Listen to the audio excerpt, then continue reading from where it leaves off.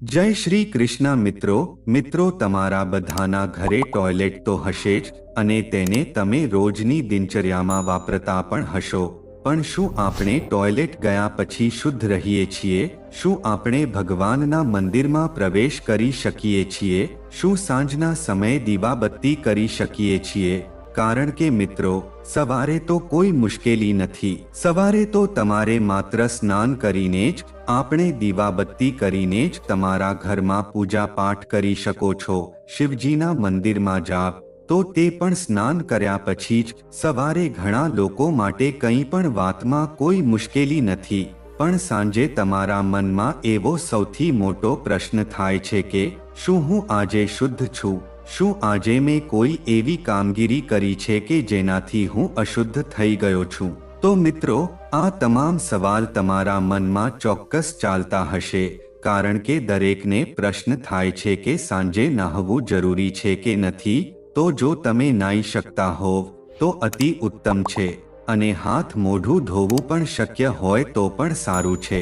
પરંતુ ઠંડા મોસમમાં શું થાય છે કે પાણી બહુ જ ઠંડુ હોય છે, અને કેટલાક લોકોને આ સમયે મુશ્કેલી પણ પડે છે. પરંતુ તેમના મનમાં એવો ભાવ હતો કે તેમને દીવાબત્તી કરવા જ, તેમના ઘરે પૂજા કરવી જ છે અને મંદિર જઈને દીવાબત્તી કરવી છે.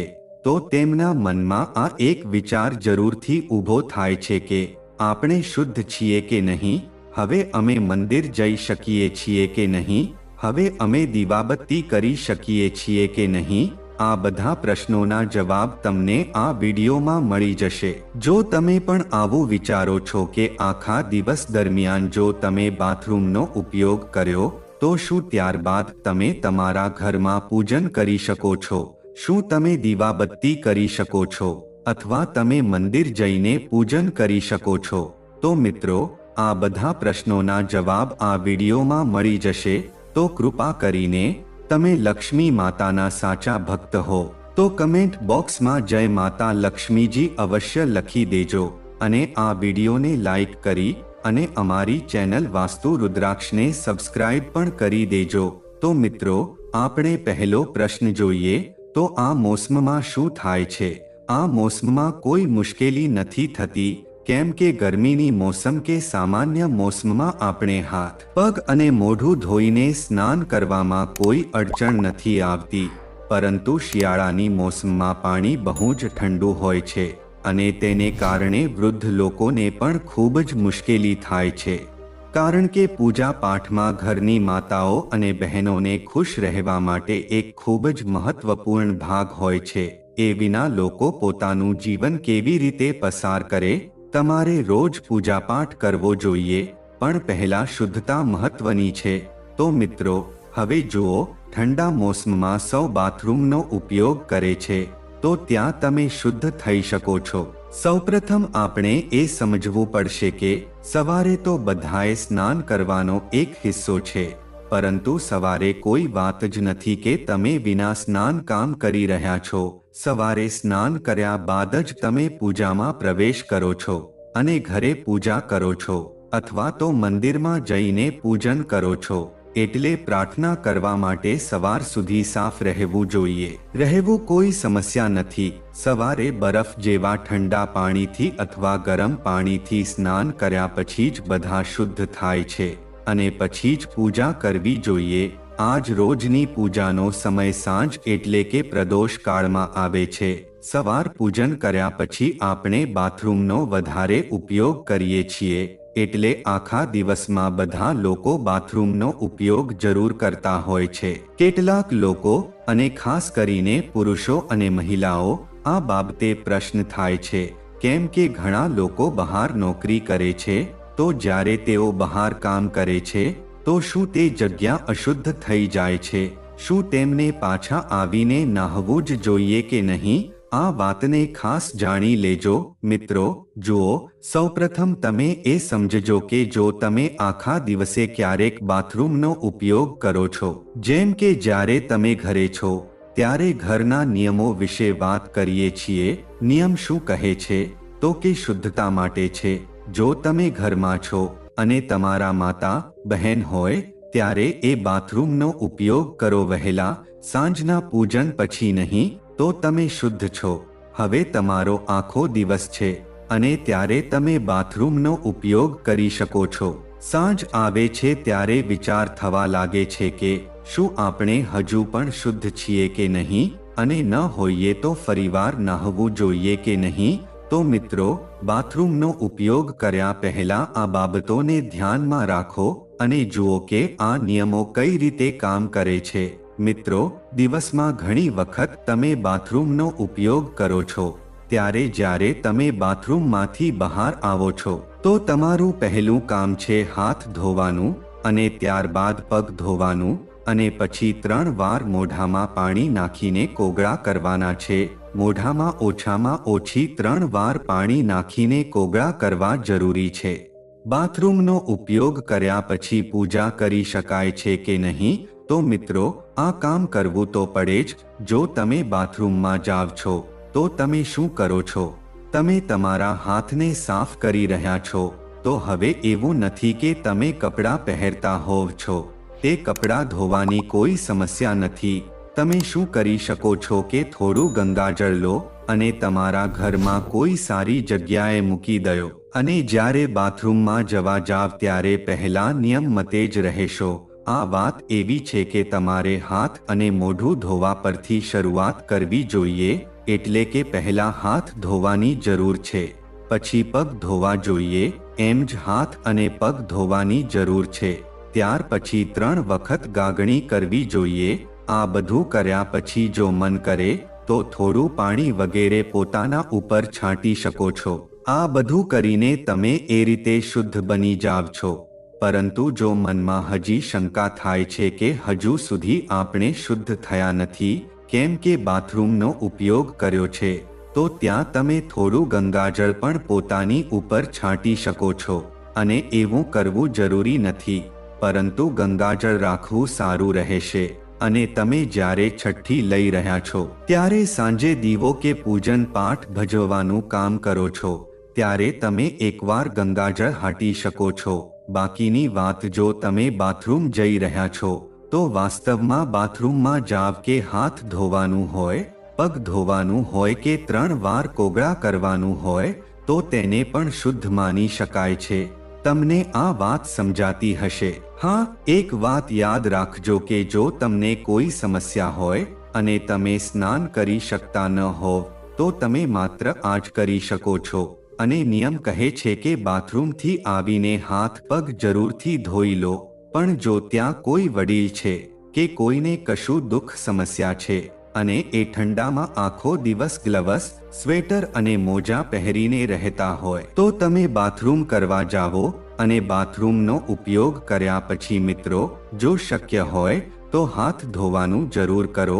નહીં તો ક્યારેક સંપૂર્ણ નહીં પણ ફુલ્લા તો કરવા જ જોઈએ.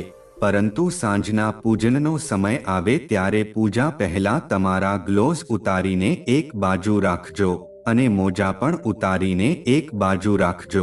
અને પછી સારી રીતે હાથ અને મોં ધોવાનું શરૂ કરજો. આ હાથ અને મોં ધોવા માટે આ ઋતુમાં અમે તમને કહી રહ્યા નથી કે ઠંડા પાણી વડે ધોવું જોઈએ. પરંતુ મિત્રો, ઠંડા પાણી વડે ન થાય તો થોડા ગરમ પાણી સાથે કરો. તમે જે પાણી વડે કરી શકો તે પાણી વડે કરો. પણ હાથ, પગ અને મોઢું ધોવું જરૂરી છે. ગરમ પાણી કરીને હાથ અને મોં ધોવો. આ વાત તે લોકો માટે છે જેમને કઈ દિક્કત છે, ખાસ કરીને વડીલ લોકો માટે, કારણ કે શિયાળામાં તેમને વધુ સમસ્યા થતી હોય છે. જો તમને કોઈ દિક્કત છે કે આખા દિવસમાં હાથ ધોવા કે ફુલ્લા કરવામાં, તો તમે એટલું જ કરી શકો છો કે આખા દિવસ મોજા પહેર્યા હોય તો સારી વાત છે. અને જો મોજા ન પહેર્યા હોય તો તરત બાથરૂમમાં જાવ અને હાથ ધોવો. પગ ધોઈને 3 વખત ફુલ્લા કરશો ત્યારે તમે શુદ્ધ થઈ ગયા ગણાશો. અને જો તમારે વધારે પરેશાની થાય છે તો બાથરૂમનો ઉપયોગ કર્યા પછી 3 વખત કોગળા કરી લ્યો. કારણ કે મુખ પર તો કંઈ નહીં આવે તો ફુલ્લા તો કરી જ શકો છો. તો 3 વખત કોગળા કર્યા પછી તમે બહાર આવો બસ આ ધ્યાનમાં રાખવું જોઈએ કે જ્યારે સાંજના સમયે તમે પૂજા કરવા અથવા તો જાપ કરવા અથવા મંદિર જવાથી પહેલા અથવા તો સાંજના સમયે ઘરમાં દીવાબત્તી કરતા પહેલા ગરમ પાણી કે ઠંડા પાણીમાં તમારા હાથ સારી રીતે ધોવા, તમારા પગને સારી રીતે ધોવા અને 3 વાર મોઢું ધોવું બરાબર છે. આ વાત બહુ જ જરૂરી છે અને આનું ખાસ ધ્યાન રાખજો અને પછી તમને એ રીતે શુદ્ધ માનવામાં આવી શકે છે. અને સાંજના સમયે જ્યારે તમે પૂજા કરવા જશો ત્યારે પહેલા જો તમે ઈચ્છતા હો તો શુદ્ધતા માટે તમારા ઉપર થોડોક ગંગાજળનો હકાવ કરી શકો છો. જો તમારામાં આ સવાલ થતો હોય કે આપણે શુદ્ધ છીએ કે નહીં, તો જો તમે બાથરૂમ વાપરીને પછી હાથ ધોવા, પગ ધોવા અને 3 વાર મોઢું ધોવાના હોવ, જો તમે ચેક કરી રહ્યા છો તો તમે શુદ્ધ છો અને કંઈ પણ ખરાબ ખબર નથી. અને જેમને મુશ્કેલી છે, જેમણે ઠંડી ઋતુમાં આખો દિવસ હાથ પગમાં મોજા કે ગ્લવ્સ પહેર્યા છે, તેને માટે એટલું જ કહેવું છે કે તમે સાંજ થાય તે પહેલા કે પૂજા કરતા પહેલા થોડો આનંદ માણો અને ગ્લવ્સ ઉતારીને એક વખત હાથ પગને સારી રીતે ધોવો અને ત્યાર પછી જ તમે પૂજામાં બેસી શકો. જ્યારે તમે તમારા ઘરમાં દીવાબત્તી કરશો કે મંદિરમાં પૂજા કરશો તો તમને ક્યાંક જવું હોય તો એ સમયે તમે તે મોજા નહીં પહેરવા જે તમે બાથરૂમમાં ગયા હતા ત્યાં જવામાં જે મોજા છે તેને નહીં પહેરવા, કેમ કે તે શુદ્ધ બની જશે, અશુદ્ધ જશે અને બાથરૂમમાં જતા સમયે તમે તે ધોયા નથી. પૂજા કરતી વખતે હાથમાં મોજા ન પહેરવા અને આ હાથના ગ્લવ્સ પણ નહીં પહેરશો, કેમ કે તે પણ ત્યારે અશુદ્ધ થશે જ્યારે તમે તેને ઉતારશો ત્યારે તે અલગ થશે અને પછી તમારે તમારા હાથ અને પગ ધોવા પડશે. પછી તમે સીધા તમારા ઘરના પૂજા અને પાઠ માટેની જગ્યા પર જાવ. જે પણ પૂજા કરવી હોય એ કરો અને પ્રેમની સાથે દીવો કરો. જો તમારે મંદિર જવું હોય તો મંદિરમાં જવાથી પરાવૃત્તિ કરો, પણ તમે મોજા કે ગ્લવ્સ પહેરી શકતા નથી. હા, જો તમારી પાસે ધોયેલ ગ્લવ્સ કે મોજા હોય તો તમે તે પહેરી શકો છો અને આને ધોવાની કોઈ જરૂર નથી. જે લોકો ઓફિસ કે ડ્યુટી પર જાય છે તેમની માટે પણ આ જ છે. તે લોકો તો ઓફિસમાં ગયા છે, ડ્યુટી માટે ગયા છે, તો ત્યાં તો આ બધું ન કરી શકે. જ્યારે તમે હાથ અને મોં ધોતા હોવ તો સારું છે, પણ સાંજમાં જ્યારે તમે ઘરે આવો છો અને પૂજા પાઠ કરો છો ત્યારે મંદિર જવાનું હોય છે તો એ જ નિયમનું પાલન કરો. સાંજના સમયમાં ઘેર આવીને પહેલા તમારા મોજા અને બાકી બધું ઉતારીને ગરમ કે ઠંડા પાણીથી હાથ અને મોંને સારી રીતે ધોઈ લ્યો. હાથ અને પગને ખુલ્લા કરો, પછી પૂજા પાઠ કરવા જાવ અને તમે મંદિર પણ જઈ શકો છો અને દીવો પણ કરી શકો છો. આ વાત મહિલાઓ માટે પણ છે અને પુરુષો માટે પણ, જે બહાર જઈને કામ કરે છે. તો મિત્રો, હવે બાથરૂમની વાત તો થઈ ગઈ. જો તમે આખા દિવસમાં જ્યાં પણ ઘર પર સ્વચ્છતાનો ઉપયોગ કર્યો છે ત્યારે તેના પછીના નિયમો શું કહે છે તેના વિશે પણ તમને માહિતી આપી દઈએ. પરંતુ મિત્રો, છેલ્લે અમે તમને એવો ઉપાય જણાવવાના છીએ જે તમે ક્યારેય નહીં સાંભળ્યો હોય, તો ના અંત સુધી અમારી સાથે જોડાયેલા રહેજો. તો મિત્રો, બાથરૂમ પછી અમે જે નિયમો જણાવ્યા છે તે સર્વે આટલા સરળતાથી તમે કરી શકો છો. પરંતુ જો તમે આખા દિવસમાં સ્વચ્છતાનો ઉપયોગ કર્યા છે અને તમે સ્વચ્છ બની ગયા છો તો જે પણ વસ્ત્ર પહેરેલા છે એ વસ્ત્ર ફરીથી ન પહેરવા જોઈએ. જો પહેરી લીધા તો તમે ફરીથી શુદ્ધ થઈ જશો.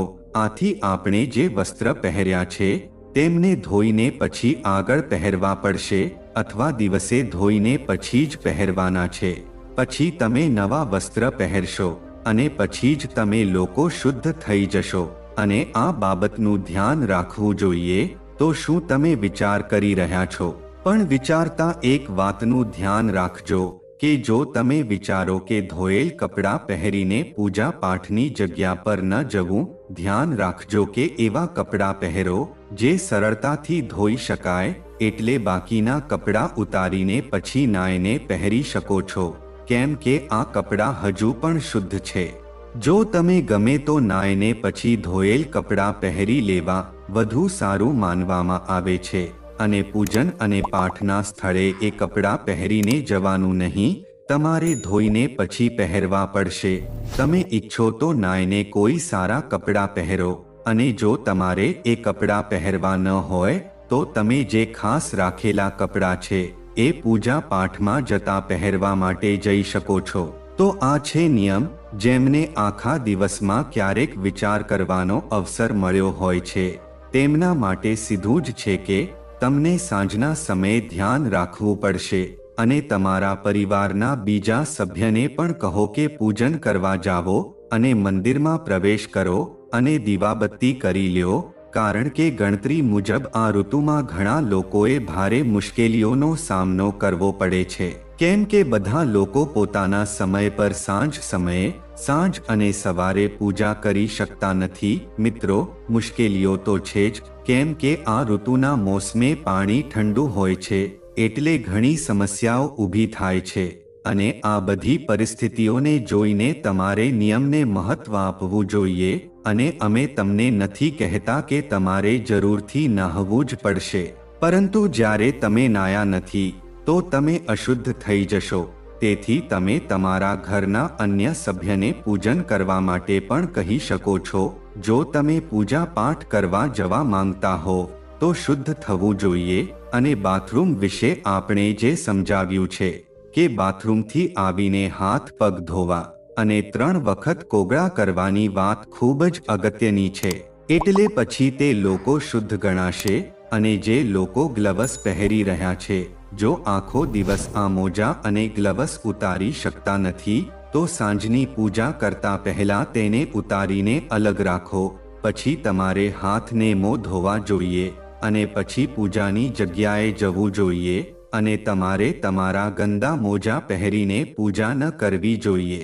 મંદિર જવા સમયે પણ મિત્રો તમારે મોજા ન પહેરવા જોઈએ. અને મિત્રો, મંદિર જતા સમયે તમે મોજા ન પહેરો તો પણ કંઈ થતું નથી. પછી જો તમે પહેરવા ઈચ્છતા હો તો પહેરો, તેમાં તમારી મરજી છે. પરંતુ પૂજન અને પઠન માટે સ્વચ્છતા મહત્વપૂર્ણ છે. આથી તમને જણાવી રહ્યા છીએ કે તમારા શરીરની ક્ષમતા પ્રમાણે જ કરજો. હવે પ્રશ્ન ઉઠે છે કે અમે દિવસભર ઘણી વખત બાથરૂમમાં જઈએ તો મિત્રો, તમે ગમે એટલી વાર બાથરૂમમાં જા પણ તમારે આપણે જણાવેલ નિયમોનું પાલન કરવું જોઈએ, જેથી તમને ક્યારે પણ પરેશાની નહીં આવે. તો મારા પ્રિય ભક્તો, તમને આ વિડિયો કેવો લાગ્યો અને કમેન્ટમાં જરૂરથી જણાવજો. જો તમે માતા લક્ષ્મીના સાચા ભક્ત હો તો માતા લક્ષ્મીનો પ્રેમ અને આશીર્વાદ મેળવવા માંગતા હો અને તમે ઈચ્છો છો કે માતા લક્ષ્મીનો વાસ તમારા ઘરમાં થાય અને માતાને પ્રસન્ન કરવી હોય તો તુરંત જ આ વિડીયોને લાઈક કરો અને તમારી પોતાની ચેનલ રોવાસ્તુ રુદ્રાક્ષને સબસ્ક્રાઇબ કર અને કોમેન્ટ બોક્સમાં જય લક્ષ્મી માતા જરૂરથી લખો. મિત્રો, આ તમામ માહિતી જનરુચિને ધ્યાનમાં રાખીને આપવામાં આવી છે. જ્યોતિષ અને ધર્મના ઉપાયો અને સલાહોને તમારી આસ્થા અને વિશ્વાસ પર અજમાવો. વિડિયાનો હેતુ માત્ર તમને ઉત્તમ સલાહ આપવાનો છે અને આ સંદર્ભમાં અમે કોઈ પણ પ્રકારનો દાવો કરતા નથી.